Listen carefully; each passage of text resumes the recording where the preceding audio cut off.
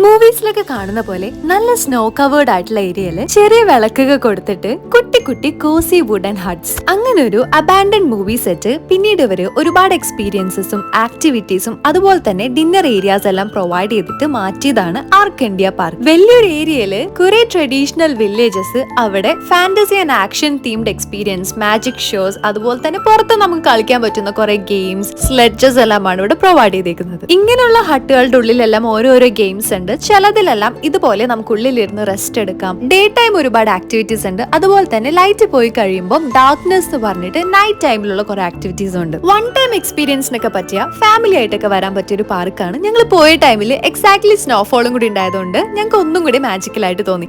ഇതാട്ടോ സ്നോഫ്ലേക്സിന്റെ shape. Full day snowfall ആയതുകൊണ്ട് റോഡെല്ലാം നല്ല തിക് സ്നോ ആണ്. ഇങ്ങനെയാണ് അവർ റോഡെല്ലാം ക്ലിയർ ചെയ്യുന്നത്. പിന്നെ എങ്ങോട്ടും പോയില്ല. നല്ല ചൂട് സൂപ്പും നല്ലൊരു മൂവിയും വെച്ച് ഈ സ്നോഫോൾ എൻജോയ് ചെയ്തിരുന്നു.